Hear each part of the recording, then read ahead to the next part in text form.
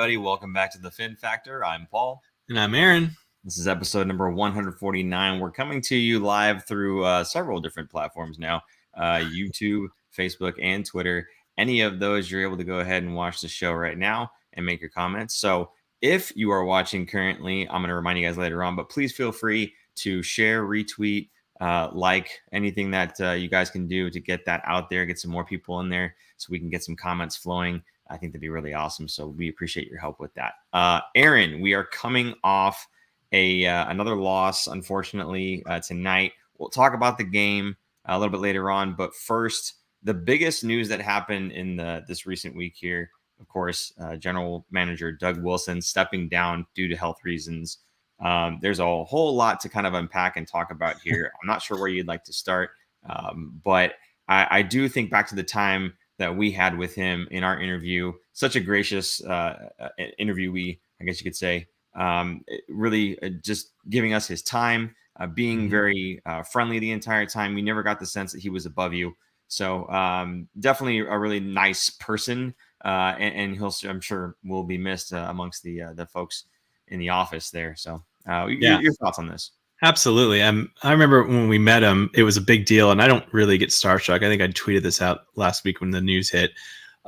He was one that made me starstruck, and it was because of the kind of the aura around him. I don't want to sound too cheesy or anything, but he's such a nice guy and such a genuine, down-to-earth person that it kind of caught me off guard in a way. I remember they kept telling us that we only got him for about 10 minutes, and then they're going to, move him along. And those 10 minutes flew by so quickly, and he wanted to stay and talk longer, and they made him leave. So it wasn't like he was forced to do it and was, reluctant to do it at all. He was having a good time, and we were having a good time. And I stuttered a few times if you go back and look at that interview, because I just blah, blah, blah, muddled the words coming out of my mouth. But what he's done for this organization is amazing. And I mean, I remember part of it being starstruck. I was like, this guy's going to go into the Hall of Fame, the NHL Hall of Fame. This is a walking legend, whether it be as a player or as I think it's called a builder, for his GM duties. Had he won a cup, had the San Jose Sharks won a cup in 2016, or even the last chance when they went to the conference finals, I think he for sure would have gone in as a builder. It's unfortunate that he's not. So, but I think he will be missed, and I'm glad he's, I guess, going to be taking the time to get healthy. Now, we don't know what's going on. We're not privy to any special information on behind the scenes. There's just rumors, and I'm not going to get into that, but it's unfortunate that he had to step away like this, because he's been out since November, I believe, because of his health. So we wish him nothing but the best in his family, and he's such a great guy. It'll be interesting to see what is going to happen in these next few months, but we do have a clip from the presser here. This is from Jonathan Becker, the San Jose Sharks president. Kind of a what's it called? Just a comment, before they took questions. This is what he had to say. So here's the clip of Becker saying everything that I can't right now, because I'm already tripping over my words in the beginning of the show. Here we go. Good morning, everybody. Before we go to questions, we'll start here in just a second with a couple of prepared comments. Obviously, this is a sad day and the end of a milestone, but it's also a chance to acknowledge and celebrate Doug Wilson's incredible legacy. That legacy is probably most obvious on the ice. A period of almost 19 years of sustained success. Many of you know the amazing statistics, from the third most regular season wins to the second most playoff series wins. I won't try to go through all of them. They're just too numerous to repeat. But that is clearly the most successful run in our franchise history, and the envy of many other franchises as well. But his impact goes beyond just the ice. His impact impacts all of us in the organization, from the class act he was, to how he treated everybody else, to the culture that he built into this organization, to how active he was into the San Jose community. His fingerprints are all over Shark Sports and Entertainment, and we're appreciative and really honored by all that he did. When the time is right, it's a little bit early to talk about the future, but assuming Doug becomes open to it in the future and the time is right, we'd be happy to have a conversation about him coming back and helping the organization in some way, but that's a conversation for another day. Also, obviously, as of today, we're formalizing Joe Will's role as interim general manager. Thank you, Joe, for everything you've done over the last couple of months. The organization's been in fantastic hands, and it's been some difficult challenges over the last couple of months, and you've really come through. Essentially, we're formalizing what's been the de facto case for the last 5 or 6 months as well. So thank you, Joe, and look forward for all the things that you'll do over the next period as well. So you also saw in the release, between Hasso, Joe, and myself, we're starting immediately a search for the next general manager of the franchise. At this point, that search is for external candidates. We don't have a defined timeline, and that is we care more about the person than exactly what it happens. If it works out and takes a small number of months, that's great. If it takes a bit longer than that, we'll wait for the right person, as opposed to say that person has to show up at a particular time. Whoever that GM is will build on the incredible legacy that Doug has built over the last 19 years. Clearly, we want to get back to repeatable playoff hockey. That's the goal of this franchise. That's what we always want to do. You've seen over this season, we have some world-class players and some incredible talent in this organization. But openly, we do need a few more pieces, which will be part of both Joe's job and the GM as well. And so I'd like to end sort of where I started, which is we thank Doug for his incredible mark on this organization, both on the ice and off the ice. Really, it's been second to none. And I view him as a close friend, as a class act, and an amazing hockey executive. And sad day, but glad to be able to celebrate it as well. He said it pretty well there. It wasn't just the GM role. He completely changed the organization and changed the whole, I know we say this all the time, but the culture of San Jose. For a long time, San Jose was not a destination for free agents. I think when who was the GM before? Dean Lombardi. He was a completely different style of person, an old school style. I mean, just look at that. When he got fired, he went to the LA Kings and put together 2 cup winning teams. But he does a different style, like more in tune with the old school, where it's big bodies, slow. I think Doug Wilson kind of took the reins and went in a different direction and built. I mean, I would say at least a decade, the Sharks were in the top 4 teams in the NHL, a cup contender every year for those 10 years. And now they're reaping what they sowed with these contracts as payments and rewarding some players that had team-friendly contracts earlier. But anyway, he's going to go down as probably the best GM the Sharks are going to have for a long time. It's going to be hard to beat, especially, was it 19 seasons? Who is it? I think it's Nashville's. Is it Jim Poyle? I forget how you say his name. Poyle? Jim Poyle. Poyle. He's the longest tenured GM. I think he's been there since Nashville started. Is that right? Could be wrong. Anyway, No he was the second longest tenured GM in the NHL, which says a lot. That's amazing. I mean, there's going to be haters that are going to say, yeah, Hasso should have gotten rid of him earlier, but I don't think so. I think he's been doing an amazing job. He's so ingrained, and it's not just him. That's the thing about Doug Wilson. He's not the puppet master of everything. He has good people surrounded around him. They're not yes people. He mentioned that to us too in the interview, that he creates a good team. So it's not just him. He's not the only person making decisions, and he surrounds himself with smart people. So he's very much a true NHL hockey player, where they don't take credit for themselves. They push it on to their team, because he has a whole team helping him out, and he gives them credit when credit is due. And I do want to remind folks one more time, please, again, if you're watching on Facebook, Twitter, or YouTube, feel free to share and retweet, get some more folks in here, the comments going on this one here, because I know there's a lot of mixed feelings about Doug Wilson over the last few years, especially when things weren't going our way, right? And Becker had said it, the envy of several other teams.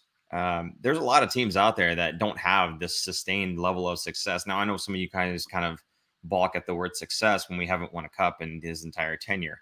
But if that's the bar, and there's nothing above that, you're putting the bar on the ceiling, right? So you have to look at the amount of years that they've been a successful franchise, in that they've made playoffs, in that they've competed, in that they've had teams that should have gone to the cup final. Now, there are other teams that just step in and do the job. Look, there's 32 teams now in the NHL. Not all of them can win a cup in a year. So there are times where there's just a team that's that much better or that much luckier or is that much healthier or whatever the case is. So, for a lot of the folks who have been kind of celebrating this, like Doug Wilson's reign is over. I can understand the want for change. I can understand the, the optimism for a kind of a new vision. And I'm on board with that. I'd like to see something new as well. But I'm not going to dump all over what the man has done for the franchise, what he has continued to do all the way through this point. And just because these last 3 seasons haven't gone the way that we'd really like them to go, I don't think it warrants the kind of trash talk that I see coming from the fan base for this guy. So, and especially when, we're talking about he's stepping down for health reasons. It's not like he's stepping down because they want him gone. And that is the case. It is health reasons. So, I don't know. I guess maybe just a little bit of compassion from the fan base on this one would go a longer way than kind of celebrating a new vision. Now, again, I'm more than happy to celebrate that there's going to be kind of this new influx of ideas coming in. That's one of the things that Becker had talked about. It is interesting, though. Actually, before I get to that thought, I do want to bring up something that I think was Anthony Sanchez said. Yeah, wouldn't it be funny if Hasso brings in a female GM for Sharks? Honestly, Anthony, it doesn't matter to me if it's a male or a female. Or whatever the case is, whoever the right person is for the job, period. Right. Yeah. And I think that's what Becker is getting to here. We're going to find the right person for the job, whoever that may be, and however long that takes. Now, I can't imagine it's going to take an entire season. Plus, they're not going to just sit on this forever. But they had said, look, we would like to get this in place before the start of next season, not necessarily before the draft. So they've got months to go here to be able to find the correct person for the job. It doesn't really matter what gender that person is. If it's the right person for the job, they're going to hire that person. Now, the really interesting part of this, though, is that you've got this message coming from the president and from the current GM, right? The interim GM, and all the staff that would be underneath Doug Wilson right now, all going to find this one person that's out there to replace Doug.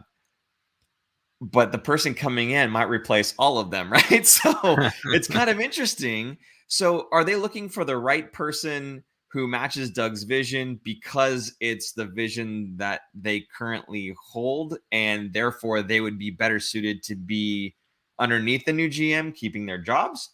Or are they truly just, you know what I'm saying? Like, I can understand where the fan base might go that direction, though, right, Aaron? It was interesting that he mentioned that it would be an external candidate right away off the bat, before he took questions. And I mean, Joe Will's sitting right there. It's like, and Anthony said, I wonder if Joe Will wants to be the GM title. Maybe he doesn't. Maybe they already had that conversation and he said, that's just too much. I mean, look at, was it 2 seasons ago during COVID and they got back together, or during the COVID season? What, was it, or not during the COVID season, but when they fired the coaching staff and brought in Bugner, and they brought up, was it Ricci, Nabokov, and all these guys that were at the Barracuda level? They didn't want to stay at the NHL level. They wanted to go back to the Barracuda level. So that could be a same scenario. Maybe he just doesn't want it. But it's interesting. An article from Corey at The Athletic that's saying that other teams are going in other directions now. The Chicago Blackhawks interviewed a baseball guy, so it doesn't have to be a guy that's in the NHL. Just GM, experience at other sports. It could be maybe a former agent, which would be interesting because the negotiations, I think, would be pretty frugal there. And then he listed this example of the Canucks hired Jim Rutherford in a role above the GM position, and he immediately hired 3 women as part of his revamped front office. So it's definitely possible that it could be a woman. You never know. Maybe they'll break some barriers here and get a woman GM. It doesn't matter. Again, I don't care. It doesn't matter to me. But yeah, it's interesting that he or she could clear house and get rid of everybody that's there and start with something fresh. I just don't think that would happen. I don't think Hasso-Plattner would want that. To me, I think Hasso is a very hands-off owner and trusts, so many people that he trusted Doug Wilson and company, everybody, to do their job, and they've been doing it. I mean, maybe they'll come in. I just don't think everyone wants this rebuild, right? They just keep hoping for the big giant rebuild, and to me, they're doing the slow rebuild process right now. Yeah. They've missed playoffs the last 2 seasons. They're going to miss this year. I just hope a top 10 pick is in the cards for this year. I think that's going to help the team again. So the person that's going to be taking over is going to have big shoes to fill. That was another comment. Yeah. I think there's going to be a lot to do. There's a lot of heavy contracts, but there's teams that are making do with it. Look at the LA Kings have, is it Drew Doughty, Dustin Brown, and Kopitar. Hansi Kopitar. Those 3 are their big 3 that they've been on the team forever. The Sharks are kind of like that. I think they're going to move some of those pieces in the offseason, but it's doable. And the Kings they were up there in playoffs. I think they might even make it. What's interesting, on a side note, Drew Doughty is going to be done for the season. Did you see that? No. He had surgery, so he's not going to be coming back. So the team has been playing without him for a while, but that's one of their big guys that they're going to be missing. Even if they make playoffs, he won't be playing. So That'll be interesting to see how that turns out. Anthony Sanchez bringing up another good point that I was thinking of as soon as you had said the baseball comment there was that the Sharks did hire a scout who used to be the Dodgers GM. Mm-hmm. So, I mean, it doesn't necessarily have to be a hockey person, right? I mean, I guess just somebody who's experienced in managing a team. Now, I think it would help if it was somebody from the hockey world at least. But, I mean, when you're talking about running an entire franchise like that, I kind of feel like you kind of need to be involved in the sport. I mean, look at what I just said about Doug Wilson. He's surrounded himself with a good team of people that are smart people. That's how I think good businesses should be run that way, instead of a dictator-like person that's going to tell everyone what to do and cut you or trade you, which I think a lot of people enjoy or want. That's not what I would want. I like having the smartest people in the room making decisions, not one person thinking they're the smartest person in the world. Well, I'll tell you what, Taylor Kearney here thinks that you and I should be co-general managers, and I think that is the wrong decision. You got the wrong people right there, Taylor. I appreciate your optimism and your vote of confidence, but it is misplaced, my friend. I think it'd be great. I think I would do it. You could do it? Absolutely. If they offered us the position, I think it'd be awesome and exciting, and I think I would take it full bore. Hey, man. I think last season we were saying, who would be good to bring in is Bonino and Cogliano. Didn't we say? Yes. Just putting it out there, folks. The one thing that we said of many, but yes. One thing that happened of what we said. Not everything comes true. Okay. No. Anyway. So definitely outside person coming in, not looking internal. I mean, again, I think that's probably the right move because he, like you said, he's had these people underneath him for a while. He's been running the ship for a long time. It'd be good to get some fresh ideas in there, get some fresh perspectives in there. I just think it's kind of, again, to bring up the point from earlier, I think it's kind of funny that the person they bring in, it sounds like, either, hey, let's have them have the same kind of perspective that we already have and then call it change. Hopefully we don't lose our jobs.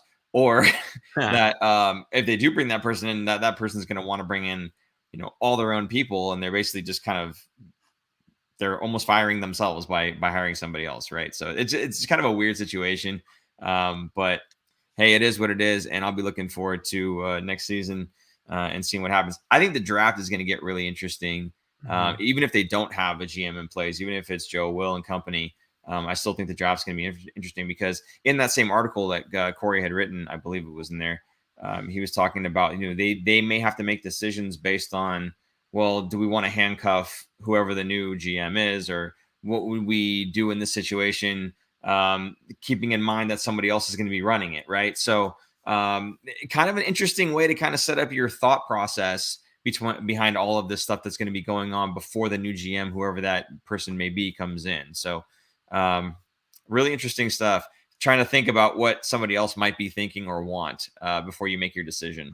Yeah, they just got to make the decision best. I agree. Available. They can't really base it on what the next person is going to be like. But it's interesting that they will go external. I don't think they're going to rule out promoting within. I think maybe they're going to see what's out there and see what sticks and see if it's better than having Joe Will continue doing what he's doing, right, or bringing in someone new with a fresh perspective, which was also interesting. Something that Becker had said, like bringing in a new voice kind of into the organization and changing things around. It's good. It's good to have change. And I think Erik Karlsson was also interviewed after that. I think it was after I forget which game it was, but he was asked about the new GM coming in, and he said, well, everyone's going to be on eggshells now because you don't know where you stand since it's going to be a new person. So maybe there'll be some big moves on a person that comes in and takes over. Who knows? But whoever that new person is, I don't know if they're going to have the relationships to be able to move a guy like, say, a Vlasic or whoever else. So it again, it will be very interesting. I know, like, what do you think? Taylor says going to be a very interesting offseason. That's for sure. I have to agree with you. We'll see where all of this goes because there's definitely some moves that the fan base would like to see. And Doug doesn't, if he's not there, the new GM doesn't have the same kind of emotional ties necessarily to some of these players. You take a look at Tomas Hertl getting his contract. Now, they said previously that they didn't know up until a couple days ago, right, that this was going to be the case. No, you knew by the trade deadline. Okay, that's my opinion. I've heard other things, but whatever. You knew by the trade deadline, and when you signed Tomas Hertl, you were taking care of Tomas before you were on your way out, and it's okay. It's okay to say that. It's okay to have just put, that's how it is. Because that's how it was. I'm 100% convinced that is exactly why Hertl got the contract that he got for the length that he got. He was being taken care of. You can't convince me otherwise. I'm sorry. So anyway, just again, putting that out there, it'll be interesting to see the next guy coming in. Again, not having emotional ties to any of these players. So even a guy like, Vlasic, he's given 1,100 something plus games to the Sharks, and he's only played with the Sharks. I don't think that's a guy that you would normally buy out just for, for the emotional reasons, right? I mean, you have a tie to this guy. He's given you everything in his career and you buy him out. That doesn't make sense. But a new person coming in, that might be on the table. Who knows? Yeah, who knows? I think that's going to be a move that's going to happen. I want to call out real quick Laurel over here saying first time catching this. Love it. Yeah. Hey, it's the first time that not the first time, actually second time, I think, that we're streaming to more than one platform here. So she's here on Facebook. Thank you for joining us. We totally appreciate that. We've got a lot of people from YouTube here. We're also out there on Twitter. So again, if you guys have other friends, family, whatever, fans that would like to be in the comment section here and giving us some of your comments, we can read them off in the air. Please get them out there and bring them in. So we'd love that. Claude Lemieux as the new GM. Oh, goodness. I don't think so, but Anthony Sanchez said hire Kevin Weeks from NHL Network. Maybe. I don't know if he has any experience in GM-esque stuff, but I wouldn't be opposed to it. He's a smart guy. I like Kevin Weeks. I think he's very insightful and whatnot, but he's broadcasting career, right? I don't know if that makes him a front runner for the GM position. So, well, what Doug Wilson didn't have much experience. He was a player and he became an executive. He was a player, and before he was a GM, he was with the organization, wasn't he, in a different role? I don't know. I believe so. Coaching? As what? Was he coaching at the lower I don't know. level? He wasn't a coach. No, I thought he had an office type position of some sort. I don't remember what it was, but I believe he kind of worked his way in there. What's that? He's the ambassador, so he's just on payroll. Yeah, sure. Either way, I feel he was around the office. He was around that process, and I guess through whatever process they had to hire, he was the front runner. And 19 years later, here we are. So, right. Anyway, okay. So I don't know if anybody else has anything they wanted to say about Doug Wilson and whatnot in the comments here, but I'll remind you guys, we have Super Chat available if you would like to support the show, as well as Venmo. You can tip us there if you're not watching through YouTube. You can do that at The Fin Factor on Venmo. Anytime you do that, if you put a comment or a question, we'll make sure that we get it live on the air here. So if you'd like to support us, we appreciate you. Thank you so much. Okay, what was that, Aaron? Taylor Kearney had all the relationships Wilson has built with other GMs across the league via trade discussions or whatnot. Does the new GM carry over or have to build up team reputation? I would assume if it's a new GM that's never been a GM, they're gonna have to start from scratch. If it's a GM that has previously been a GM, then they'll have at least something to start with. There have been a number of new GMs in the league recently that have no experience. So I don't think it's as big of a deal. I think it's a little bit less, what's the word? Old boys club kind of thing. So I think it's things have changed, especially with the salary cap and the salary floor as well. So go ahead. Having said that, again, Wilson built this team underneath him, right? And that team is still in place. Whoever the new GM is, they will be starting from scratch from a personal perspective, but they'll have that same team in place who knows how the other teams, the other GMs, the other mid-level guys that they talk to before they get to the GMs, they know how all those guys work. So a lot of that stuff, they'll still have those relationships there. It's just the figurehead on top of all of that doesn't have the direct relationship with those people anymore. So it might not be such a bad thing that a lot of them are sticking around to help the new GM, and he doesn't just bring in all new people because, I mean, for that reason alone. So thank you, Taylor, for your comment there. Although he says that question made more sense in my head. I think we figured out what you were asking for, but don't worry about it. We're all good. Right. Yeah. And all right. They are going to open Doug Wilson. They will open up with open arms to Doug Wilson if and when he's healthy to come back again. Yeah. He won't be in a GM role, but he'd probably be like an advisor or in some capacity. He's going to be there, which is great because he just makes. I don't know. He's just a very calm person, very calm and confident. I think is a good way to put it. What if he came back as a scout and he was working for his son? Oh, that would be full circle, huh? That'd be crazy. Yeah, right. You think he'd want to be on the road and then flipped it on him? He'd be on the road all the time. Yeah, right. All right. Are we ready to move on from Doug Wilson discussion? Last short story from Anthony Sanchez just there. Short story. When Magical Season 16 ended, while leaving SAP after Game 6, I ran into Doug Wilson and congratulated him and told him what a great season it was. He took a few minutes and talked with me. That is the kind of person he is. They lose the Stanley Cup, and he's still very grateful and very happy and talks with fans. It's amazing. He was such an amazing guy. I mean, I don't want to talk about him like he's gone, but he's still around. Yeah. Jumbo wins the cup and then comes back as GM. All right, that's the last comment. There we go. Yeah, right. You know where he's moving to. I can't see Jumbo in an office professional role. No, he's too much of a kid. He's going to be like Jaromir Jagr. He's going to go to Europe and he's going to play for another 5 seasons where he's going to be the owner of a team / player. Owner. Yeah. I honestly think that's what's going to happen. He's going to move back to Switzerland. Go by Davos. Davos. Yeah. All right. Let's move on. Super producer Jason with the heads blowing up emojis. Okay, cool. Thomas Bordeleau signs the ATO, the amateur tryout. Yeah. So I'm not sure between this and the ELC, right? The entry level contract. It sounded like, I think it was Hedekin was talking about this, was saying like, why burn part of your contract? But there's only 5 games left and it was with the CUDA. I don't understand why that would burn a year of ELC. But regardless, apparently this is a way around that. I don't know. I'm not sure what he was talking about there. What's that? Because of his age. Because of his age. Okay. So if you're 18 or 19 and you have an ELC, that's when it can slide like Eklund's did.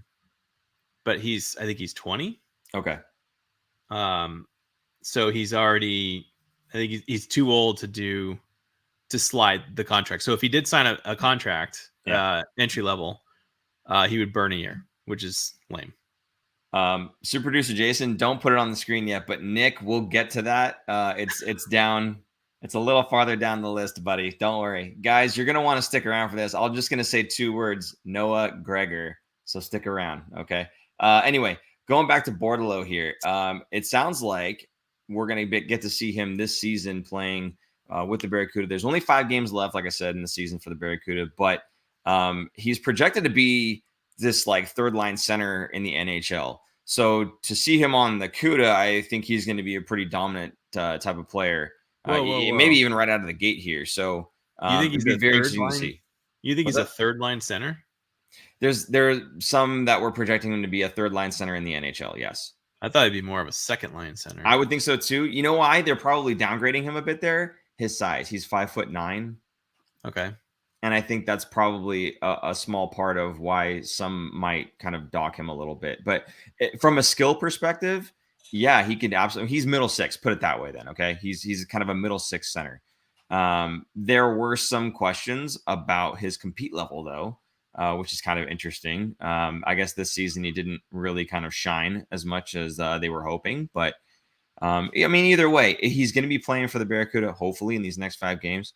And it's just a nice showcase of a very, very talented player. So, and again, a reminder that the Barracuda's new arena is opening up next season. That's pretty much built now. The team that they're going to be able to field based off of all the young guys they have coming in, they should be a much better team than they are this season. This season, they're kind of getting stomped. But I think next season, with the influx of new young talent, new young faces, I think they're going to be pretty solid team. So if you haven't thought about joining the Battery and whatnot, this is my little plug for the Barracuda here. Maybe consider that, because I think they're going to be a very good team next season, and probably one you don't want to miss. So just throw it out there. Yep, I agree. Christina Smith saying hi. I love your show. Well, hey, Christina, we love you back. Thank you so much for being here. Appreciate it. Michigan was stacked with NHL talent. Everybody couldn't shine in every game. That is fair. I understand. But I guess taking that into account, they were hoping for a little bit more. I guess we'll put it that way. Right. He also said it's kind of pointless for him to sign. I don't think so, because he's going to get those 5 games of basically professional hockey, which he's never done before. And I think it'll be a good confidence booster for him going into the summer and into training camp next year, to know, okay, this is what it's really like, at least at the AHL level, which he hasn't played in yet. And the AHL level is much different than NCAA, where NCAA is all amateur. You know, they don't get paid to play there. There's going to be some superstars on the teams, but there's only like 1 or 2 versus the AHL. Not that there's superstars in the AHL, but the worst player in the AHL is probably one of the better players in the NCAA. So you're just stepping up a whole nother level. So I think it'll be good confidence booster players, and see what they do to prepare for games, prepare during practice, how hard they work. That's the big thing, is the work ethic. If I'm sure his work ethic is fine, I'm not knocking or anything, but it's completely different level when you get into that professional level versus NCAA. I was around guys when I was playing soccer in college, and I always wondered, like, wow, why are you spending so much time at practice, after practice? You know, like you're still kicking balls, you're still doing wind sprints. I think that's so weird. But of course, I wasn't one that went on to play professionally, whereas the other ones did. So you can see where my work ethic was in college. So yeah, it's healthy, and it'll be a good thing for him. It won't hurt him. He's not going to lose a year, or the Sharks aren't going to lose a year on his contract. So I think it's a good thing. Well, you might not have turned pro, but now you're co-hosting a show about the Sharks. So congratulations. Not bad. Nick, bringing up the fact that Magnus Krona is a national champ, of course, the Sharks goaltending prospect, as the goaltender who beat Thomas Bordeleau and the rest of the Michigan team there. So that was, you're right, it was a pretty stacked Michigan team. You had Power, Johnson, Bordeleau. You had, who was the other one? They had Beniers. Yeah, Beniers. So yeah, a lot of first round guys there. So yeah, I'm interested in seeing where Magnus goes here now. So we've got a lot of good young talent coming in, man. It's Magnus good stuff here. And you know, again, Doug Wilson Jr. being the scouting director here, but again, these guys are part of Doug Wilson's reign, if you will. And, you know, the new GM is going to be able to kind of capitalize on some of this young talent here, but let's not forget who brought him in. So, Magnus, if I remember, that guy's a beast, isn't he? Who? I mean, like Magnus Krona. Oh, big guy? I think he's a very tall goalie, like freakishly tall. Nice. See real quick. Yeah, pulling it Either up. way, as a national champ, he must be pretty solid in net. So he is a winner.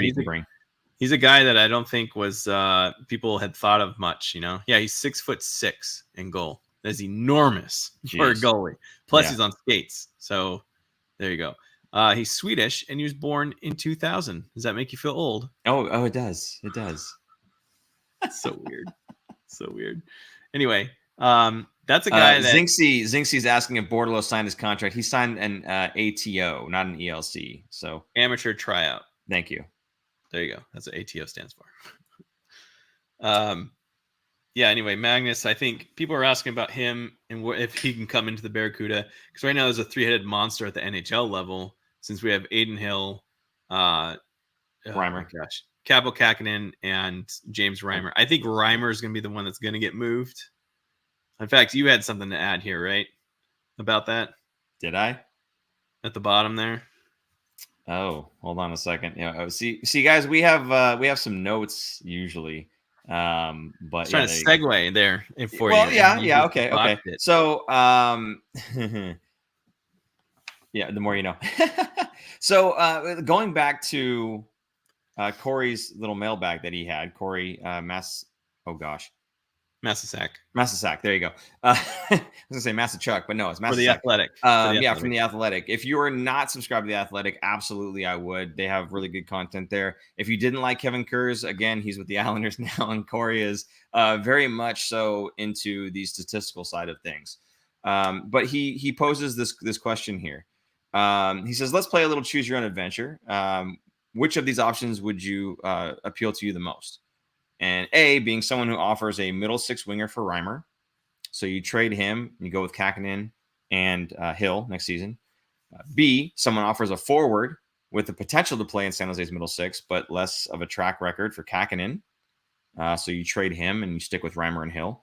Or someone offers a forward who profiles more like a bottom six guy with a faint middle six potential for Hill. So trade him, go with Reimer and Kähkönen next season. Now, I put what you think in the comments there, guys. How about we do roll call? As you're doing that, I'm gonna offer my opinion here, and then we'll see what Aaron thinks.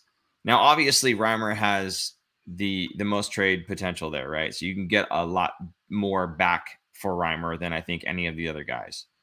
So if they're saying that we could get a middle six winger, I would say no. I would not want to get a middle six winger for James Reimer. I would like to see something much more for him. I think he's proven that he's the workhorse in the NHL. In fact, you know what? Why don't we make this the roll call question here? So why don't you tell us where you guys are watching us from? Obviously, we can see if you're coming from YouTube or Facebook or from Twitter, but let us know where you're watching.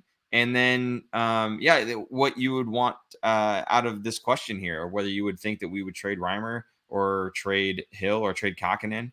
And for those returns, let us know which route you would go there. So personally, I wouldn't want to trade away Reimer if we're going to get a middle six winger. I think this team has plenty of middle six wingers. They happen to be playing on the first and second line. So I think we just basically demote those players to our middle six. What I would like to have is a top six, right? Or like a top line winger. That would be much better. I'm not going to get that for Reimer. But I don't need to trade him away to get somebody that we already have. Just put more of them in the middle six when we already have some that we can just demote. So for me, I like Kähkönen. I would see about maybe getting Hill a trade out.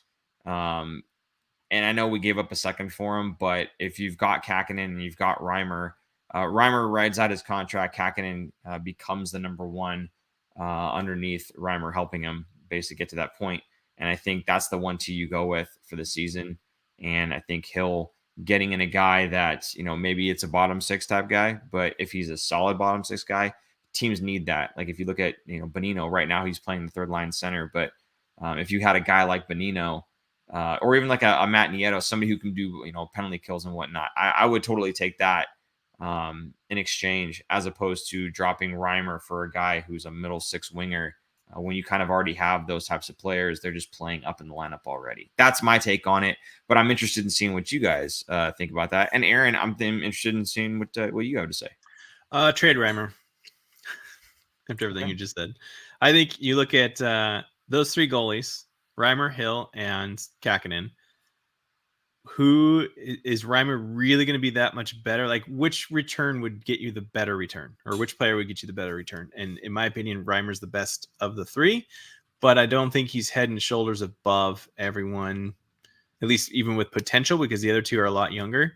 So I think you strike while the iron is hot, and a team is going to get bashed in the playoffs upcoming this summer, which is going to have them do some rash decision making. Some goalies probably going to be hurt and their backup's going to be completely incompetent, and they're going to say, we need a veteran backup here that can play in a 1B situation exactly what Reimer would be best at on a very good team. So I think that's going to happen, and he's going to be in high demand, and I think the Sharks are going to be able to pull off a trade for, I would think, a top 6 winger. I'm thinking a second line right winger, right-handed shot, I think would be probably what they would need the most, considering they only have Kevin Labanc in their kind of system right now that's a right-handed shot. Shemlevsky's another one, but he's not really going to be a top 6 guy. So, and I don't even think Labanc should be a top 6 guy. So I think a second line right winger for James Reimer is definitely reasonable, and I think that's what they could get for him. And with Kakkonen and with Aiden Hill, I don't think you're going to get that with a trade unless there's more pieces to it.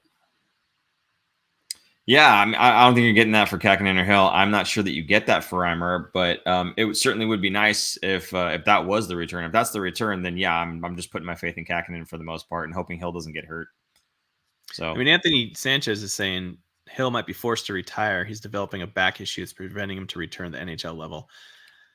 I can't say that's true because I don't know. I don't have any information on that. I don't know if you have any, if you're privy to some extra information there, but that would be an interesting thing. And it would also make more sense of why they went after Kakkonen to basically replace him. So if that's the case, then Reimer and Kakkonen would be here and Aiden Hill would be retiring, which would clear up some cap space and some room in the depth chart. But who knows? Yeah. And Anthony's also saying the UFA market is horrible this offseason. Yeah. Okay. You know why? Because there's a whole nother team that joined the league. No, I'm not kidding. That's true. Seattle joined this year, and that took away a lot of players from the pool that would normally have been signed as free agents, making it more competitive. So that, and there's just not a lot of contracts that are coming off the books this upcoming season. So that's part of it too. We're going to move on, but before we do off of that, I think I want to go back to Anthony Sanchez again here, who says he's got a topic he'd like to discuss. I like this. And it actually segues into kind of the next thing here. So how did you guys feel about the non-response to the Merkley headshot against the Nucks? I felt the no response shows the Sharks have a weak leadership core. What do you think? Now, interestingly, I had just kind of rewatched that interview with Ryan Merkley, and he seemed the most nonchalant about getting a headshot.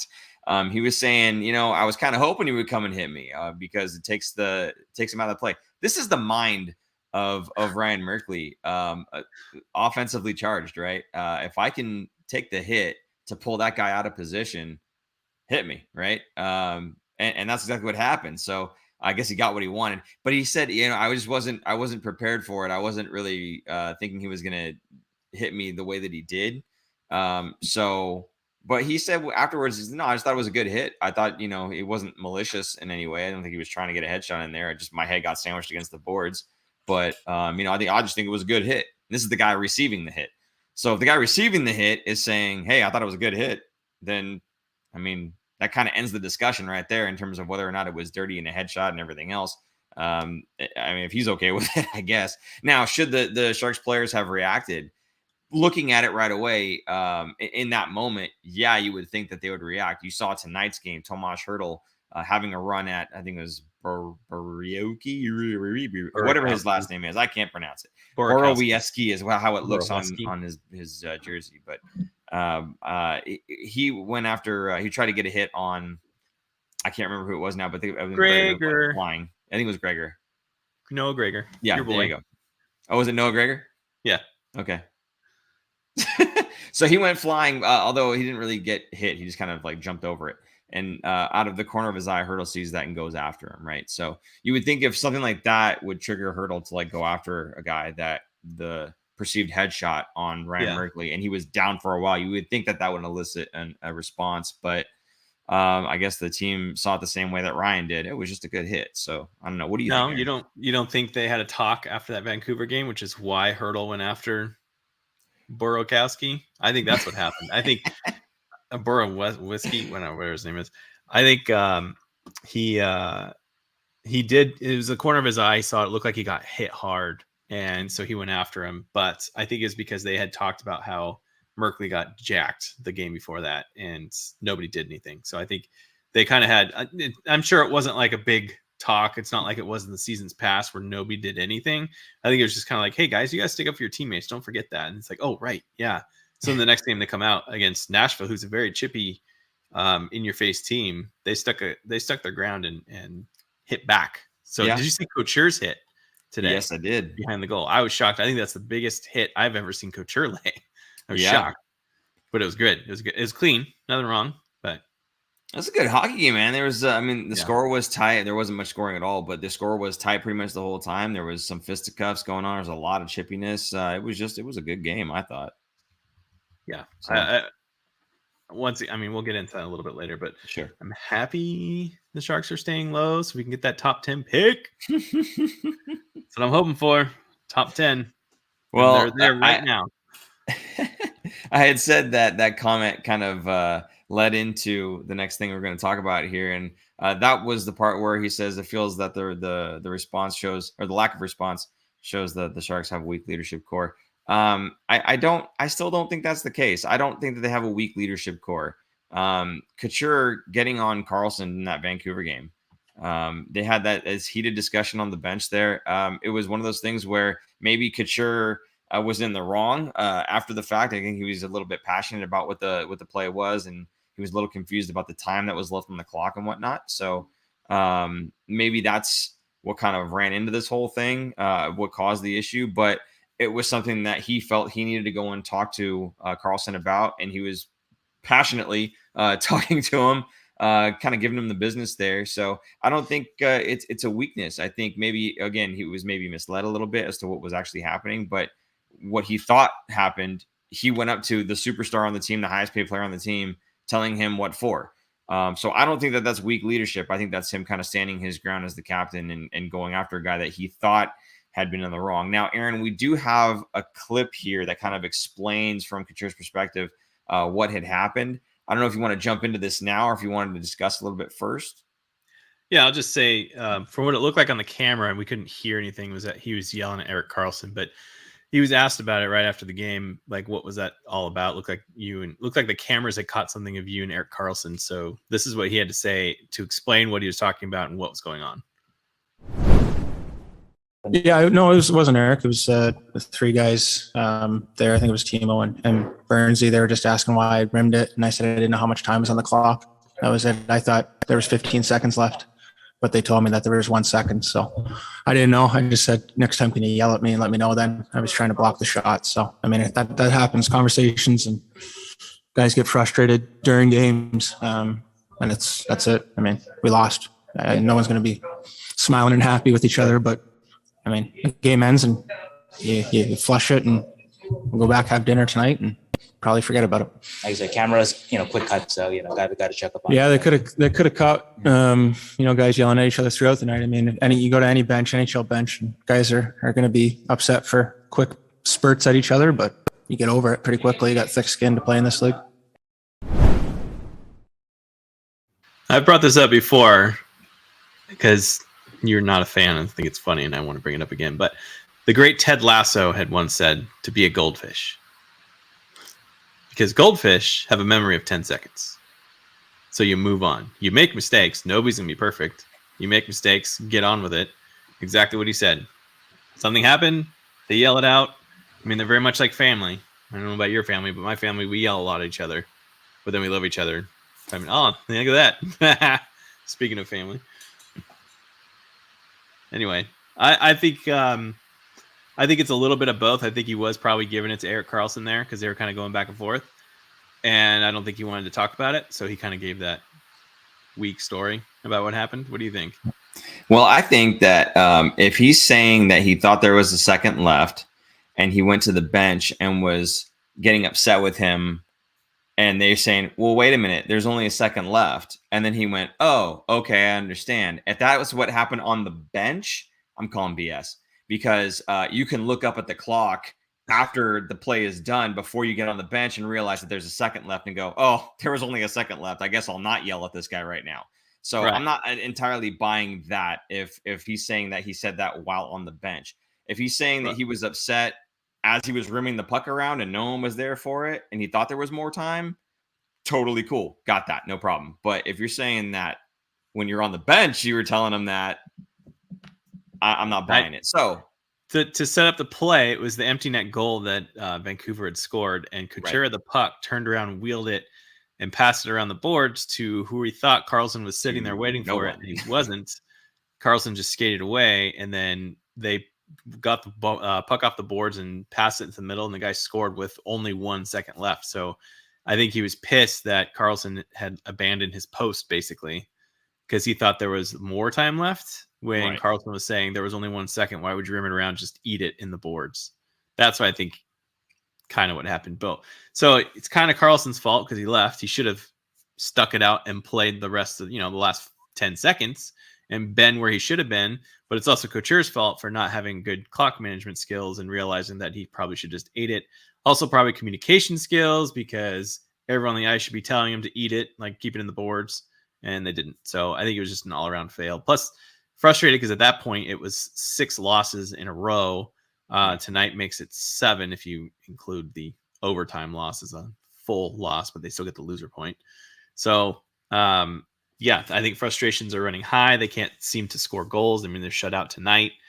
I think it's just gonna not get worse, but it's gonna get chippier.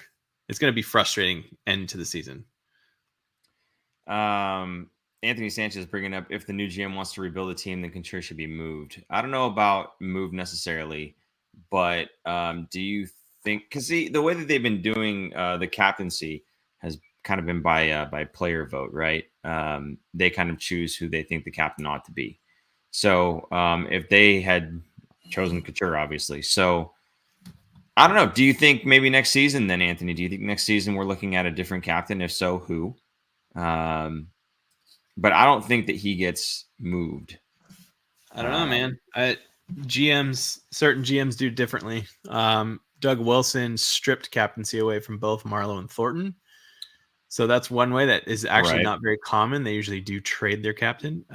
To make Couture captain, Pavelski just wasn't signed, so he wasn't necessarily traded, but he wasn't signed. So I don't think that's completely out of the possibility here. I think to trade Couture. Do you remember when Pavelski was captain, though? Yes. Because Thornton was stripped of it. They asked the team to vote on a new captain, and they voted Thornton again. Did they? They did. Yeah, I was going to say. And they decided, no, it's not going to be Thornton again. We can't do that. He stripped it and said, okay, everyone gets a vote for somebody except Thornton. Pick somebody. And they voted for Thornton. So really, yeah, they left it up to the players, but there was like kind of an asterisk on it. Like it can't be. It's kind of like, you can't reuse a password that you've used in the last 5 months or whatever. You can't reuse a captain. So next in line was Pavs, and that's the story on how Pavs got his captaincy, apparently. So I don't know. I don't think you need to trade a guy away for him to be considered or knocked off of his captaincy. So I don't know. We'll see what they say. Who else on the team would you pick to be the captain then? Because some folks really hate Erik Karlsson. I understand like that there's a lot of hate in the fan base for Erik Karlsson. Erik Karlsson's also been a captain before. Is Hertl the guy? Is Hertl the next guy in line? Do you think he's the captaincy material? I'm not entirely sold that he's a captain material. I think he's a great player. I think he's a great personality. I don't know that he's the guy that people look to for leadership necessarily. Although he does have the A on his jersey currently. I don't know. Who's your next guy in line? That's tough. I mean, what about Timo? No. Right? You don't see Timo as a leader? So just because you can score goals, that doesn't make you a good leader, right? I understand. I know. So I'm looking for the guy who's going to rally the troops more than anything else. And I think Couture is that guy. I think Joe Thornton was that guy in a different manner, obviously. But if you go back to, that special 5-minute penalty with Vegas, Thornton was on the bench and he told the guys, you go out there and you score 4 goals. So it doesn't matter who the captain was. Right. Thornton was the guy telling you go out there right now and you score 4 goals. And Logan's like, oh, okay, sure. Yes, Mr. Jumbo. And they went out there and they did it. Now, it's funny because when you watch the replays of that religiously, like I have done, You'll see that on the bench when they scored. I think it was the first goal, and Jumbo's looking over at the coach, going, "Leave him." He's telling the coach, "Leave him." So it's like he's got some pull. Now that to me is captain material. When guys are looking to you for that inspiration, for decisions, even that's captain material. I don't know that anybody's looking at Timo for that kind of direction. You know what I'm saying? So I don't. I think you could be a very special player and just be a very special player. There's a lot of people that are very good at their jobs. They would make terrible managers, right? So, and that's not a knock on them. It's just how it is. You know, sometimes you have this talent. That isn't your talent. You're very good at this, not so much that. So yeah, there's some guys that just want to put their head down and play and not deal with other people, managers, basically. Taylor says Ferraro for next captain. Now, I don't think the next captain, but down the road, I definitely think he's captaincy material. That's a guy that I don't know. He is Mr. Work Ethic. You watch him play, the guy never stops. Once he gets out of his everything is happy-go-lucky phase and he gets a little bit more tenure, he gets a little bit more experience, right? He kind of the baby face stuff kind of wears off, although he's lost his 2 front teeth. I think once he's got a little bit more grit to him, he's definitely captaincy material. Just maybe not right now. That's all. So I'm looking forward to that, to be honest. I'm looking forward to more Mario. Mario must be always, if you ask me. So I could see Hurdle, like of all the options, it's either going to be Hurdle or Karlsson.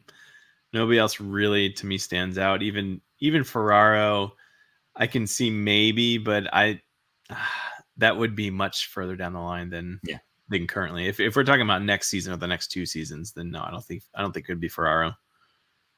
It'd be Hurdle. Maybe Hurdle had that same thing of the contract because Couture was promised to be the captain at some point, right? And they had to get rid of Pavelski to do it. So maybe they did the same thing with Hurdle, saying, "Hey, sign this contract. You're here for 8 years. At some point, you will be the captain." Because I'm sure that because it means a lot to him. So I have a feeling it'll be Hurdle next in line, which Anthony Sanchez calls us out on it because he's been saying it for a while now. He said, Hurdle with the C, yes, Couture will be moved. I've been saying it for a while, and you guys keep saying no. I don't think Couture gets moved. If this team is saying, look, we have the pieces in place, and that's what Jonathan Becker just got done saying. We have the pieces in place to be a competitive team. We have lots of studs on this team. We need to continue to build around them. We need to continue to draft well, et cetera, et cetera. I don't think that Logan Couture is one of the guys that you move if you're saying that we have the pieces on this team to be competitive. He is, again, a playoff beast. If you make the playoffs and that's your goal, you want him on your team, right? And I just think he's too good of a two-way player. He'll help you on both ends. He does power play, PK, even strength. He does it all. He's always on the ice. He's a guy that you rely on all the time. And maybe that's why some people don't like him. He's there on the ice for everything that happens. And there's a lot of bad things happening lately. So, maybe they're picking him apart for that. I don't know. But I just think for my money, Logan Couture is not one of those players that I feel needs to go if I'm trying to build a playoff team next season, right? If it's down the road and I want to build a playoff team by rebuilding and by drafting and whatnot, sure, send him on his merry way. But if we're talking about we want to be competitive now, and that's what they keep saying, no matter how much the fan base wants them to rebuild, they want to try to be competitive now. If that's the case, I don't see them trading Couture away. Now, whether or not he's the captain next season, who knows? Whether or not that's Hurdle, maybe Hurdle's next in line. But beyond that, I could definitely see Ferraro wearing the C. That's just my call. So there you go. I don't want to rule anything out because there's going to be a new GM. So who knows what's going to happen now? If it was Doug Wilson as the GM, I don't think we would see him move. But now that he's going to be replaced with somebody, I think everything's on the table. I don't think there's anybody safe, even Ferraro, as much as you think Ferraro would be, even Hurdle. Like, I just don't think anyone would be safe. I don't think they're going to blow up the team. I don't think that's going to happen. But I think they're going to reassess everything and move some pieces around. The new person will. We shall see. Before we move on, I don't even want to talk about the games in the past week. Like, who cares? We just lost repeatedly. There you go. Summary is done. But Anthony Sanchez telling us to stop current team is not a few pieces away. We're currently can't put out a top 6 forward group. Becker's trying to pass the Kool-Aid. Okay, so I think that if we were able to get a top 6 winger, a top 6 right winger, if LeBanc is healthy and actually shows up to play, then I think we have a much better top 6 than you think that we do. I think when you've got a guy like Noah Gregor, who we'll get to in a minute, when you got him in the top 6, that kind of shows how weak your top 6 actually is. Now, is he generating chances?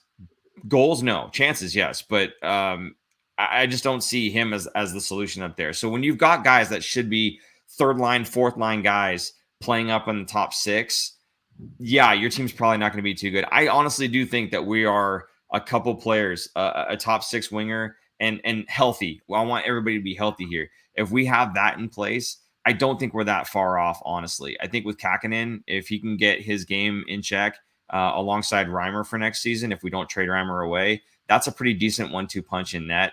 And then from there, I mean, even our defense, if you look at all the guys that have stepped up this season, they've done a pretty marvelous job, all things considered, with these guys coming in from the AHL. Now they've got some NHL experience, right? They're going to be taking part in the training camps and whatnot. And actually vying for roles that they could actually get because they've been playing in the NHL for this past season. So I think there's a little bit of extra punch from those guys as well to kind of show what they can do. So I mean, I really think that the defense isn't going to look too bad next season. I think the forward core, as long as they bring in 1 or 2 pieces, one at the top end, and maybe somebody to show up kind of that middle area there, get some third line scoring in there.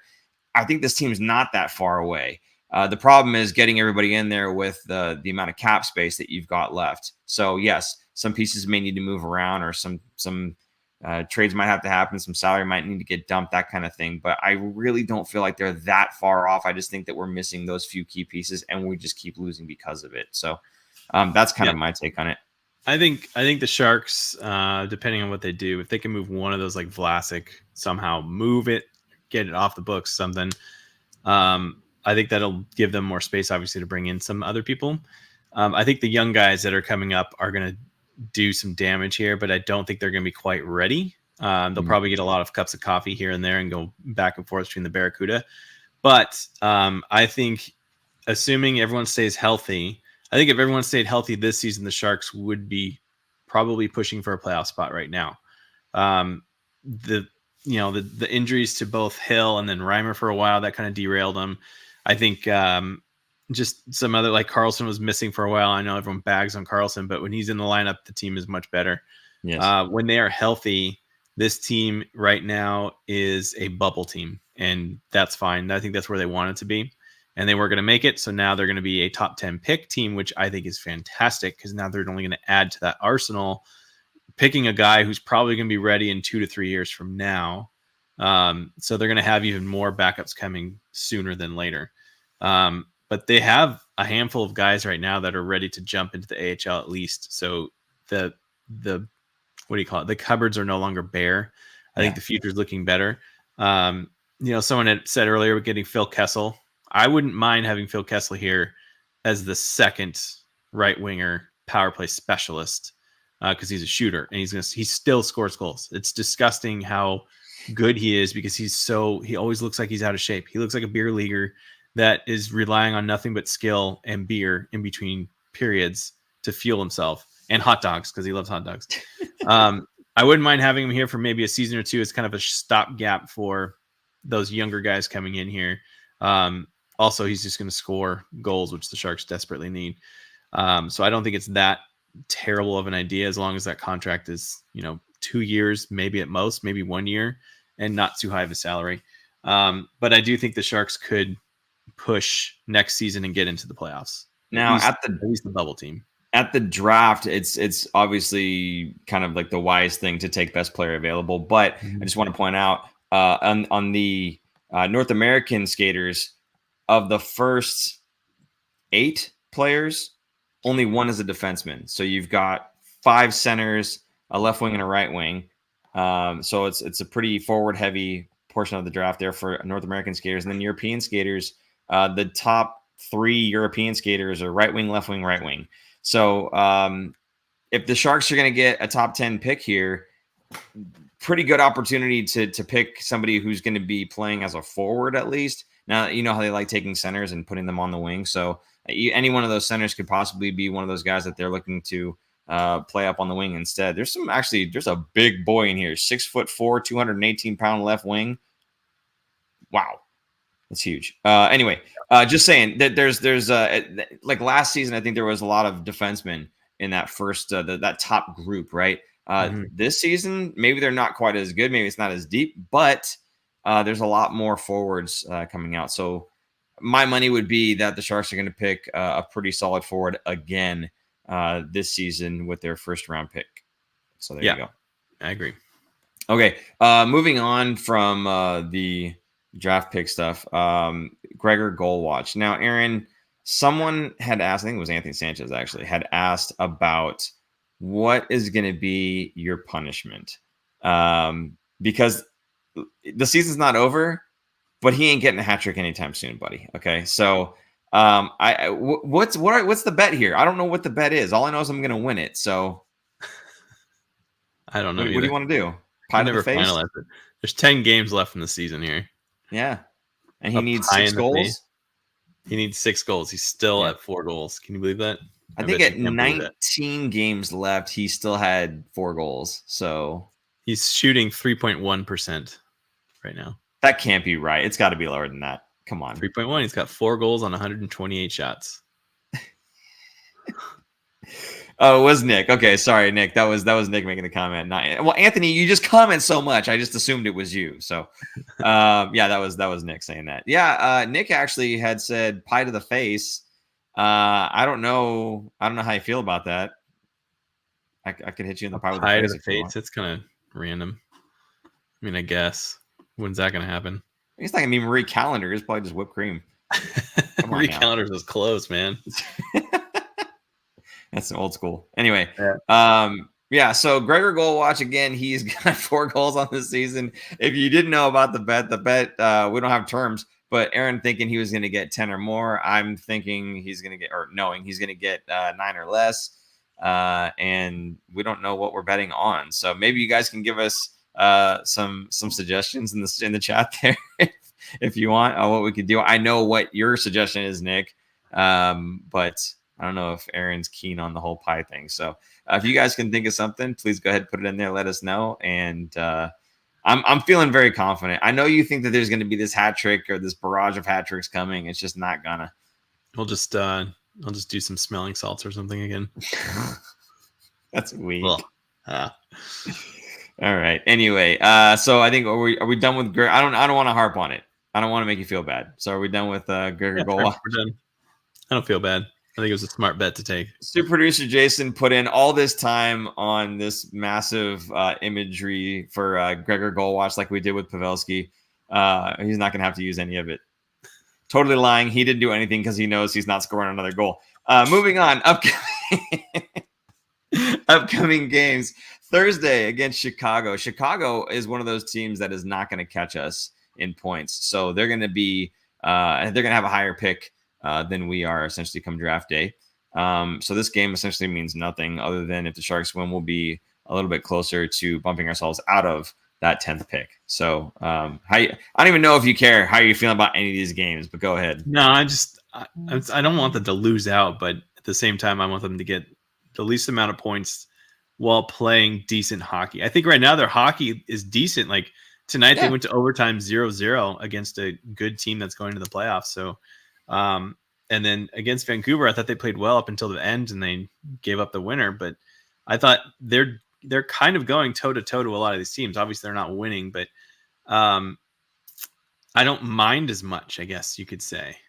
I mean, I think I said last week I wanted like 4-3 losses or 5-4 losses, so it's kind of entertaining and more exciting. But I don't mind these ones where they play well and they don't just get their butts handed to them. You know what I mean? Yeah. It's not fun watching those. Like tonight was fun all the way to the end. It was fun. It was a good game. It was chippy. The players were sticking up for each other. There was good chances going back and forth. I thought Kakkonen had a very strong game for the Sharks. So there's a lot more pluses to take away, even though they're not winning. That's what I want to see. That makes sense? Yeah, no, it totally makes sense. So I want them to you want to see them do well. You just don't want the end result to be good. Right. If we could just play hockey and at the very end be like, oh, you know what? We're just going to forfeit so you can have the point. 1 second left, just take it. We want to be right where we are. Killing me. So Thursday, Chicago, Saturday against Dallas, in Dallas. Dallas is kind of vying for some playoff positioning here too. So, and interesting, the Sharks can play spoiler here to Vegas, because Dallas is currently has a game in hand and 3 points over Vegas. So I kind of want Dallas to win this one for sure. Don't want to talk about it too much, but did you hear about the? I think it wasn't a jersey. I think it was like a jacket or something like that. That one of the Vegas fans made about Leonard. No. Basically, they put a name on the back, and it's basically the fan base is turning on Leonard. Unbelievable. Yes! They need to miss playoffs so bad. Oh, Aaron, the meltdown's coming, buddy. I'm telling you. I can't wait. I'm excited. Oh, I can't wait. Then they're going to jump into this feed and be like, I don't know what to do. There's no playoffs. What do I do? Come chat with us. It'll be okay. We're nice. Yeah. It's cool. Get on with it. Yes, get on with it. Yes, get on with it. Sunday at Minnesota. Lundy may have something to say about this, but I don't really care. So anyway, we've got some games coming up Thursday, Saturday, Sunday, and then we'll be back on the air for the after Sunday, I think, is what we'll end up doing. Classy Vegas. Yes, of course, Taylor. Yep. Vegas is super classy with their golden those helmets. Good Lord. Have the Kings and Vegas Knights played yet where they both had their helmets? I don't think they've played where they both have the helmets. That's unfortunate. But it's gross. So anyway, if you see this face, okay, if you recognize this face, you may have seen a lot of the Sharks promos that are going on for 365, their membership. So I just happened to notice that this image was on their little light up screen outside there, the big TV out there. And actually my son walking across the street goes, "Dad!" And he pointed it out. I was like, "Oh, whoa." So we waited the 3 minutes or whatever it is for it to cycle back again, took another picture. And it's just really funny. But I'm seeing it like everywhere now. Like it's outside the arena. It's on the side of my screen now. It's it was in the arena when they were promoting it. It was, it's all over the place now. Yeah, I got it in my email too. Like to join your emails. In the emails, I'm like, oh god, he's everywhere. I can't get away from him. And super producer Jason very clearly has had some fun with this. Cropped out the background there, so I'm sure we'll be doing something fun with that at some point. I don't know, but I just thought it was hilarious that I'm all over. I'm all up in your DMs, folks. Gross. All right, cool. Aaron, unless you had anything else, or unless there was another comment you wanted to bring up, I think we're more or less done here. Yeah, I think we're done. All right, it's going to be kind of a want end of the season, but I am excited for the draft. I'm excited for now the GM search. Yeah. I think Sharks fans will be very happy because the Sharks will be in the news for once during the summer when they finally announce that they have a GM, and then see what they're going to do, and then they're going to call for them to be fired because they haven't done anything yet. Yeah. Twitter's a lovely space to be in. But yeah, I think it'll be exciting because it'll be change and something new, and we'll see if the Sharks can turn things around sooner than later now. Obviously I'm hoping so. Obviously the fan base hopes so. And for the mental health of the person they bring in, I hope that person does a pretty good job right off the hop, because otherwise they're going to be met with, we should have kept Wilson. Think about Doug Wilson's tenure. He didn't do anything until he got Joe Thornton in 2005. I think that was a full year after he did Ben GM. So I can't expect anything similar within a year. You know what I mean? Yeah. Like I remember I went to that was a season ticket holder that season. And that was my first full season ticket that year. And the team was just kind of blah. Like, this team's okay. There's no superstars. Patrick Marleau was probably the biggest star at that point. And no offense to him, he was a good player, but he wasn't like a 100+ point player. like a difference maker, at least at that time. So when they got Joe Thornton, it was like, holy cow, we're legit now, and teams will take us more seriously, and we'll bring in more talent because people are going to want Joe Thornton passing to them. So that was an amazing season. I lost a lot of hats that year because Teacher scored so many hat tricks. I think it was 5 at home. So it was a lot of goals, a lot of pizza, 4 in the net pizza you get. We had there's so many pizzas. Now I'm going off on a tangent. Round Table was doing a promotion for 4 in the net pizza you get, and you have to bring your ticket. And we had so many. It was me and Marshall, and the people running Round Table had no idea what the promotion was. So we'd show up with like 8 tickets and be like, "Here, where's our 8 pizzas?" And they'd give it to us. Like, we had pizza for the whole week. Nice, fantastic. It was a good time. Good stuff. Last comment here from Taylor. Who are y'all cheering for to win the cup? Florida, Dallas? It's gotta be Florida. Got to be Florida. Dallas. I think Pavelski can win another one. He's gonna keep playing. I think Thornton's gonna be done. I think Thornton's done after this season. I'm pulling for Florida as well, and that guy deserves it. I really hope it's one of those Ray Bork situations, where they just kind of tow him along. What's it? Yeah, there you go.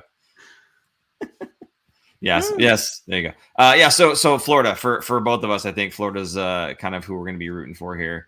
And it's not even Florida; it's just Jumbo, right? The guy deserves it for the amount of time he's played the game at the level he's played the game at.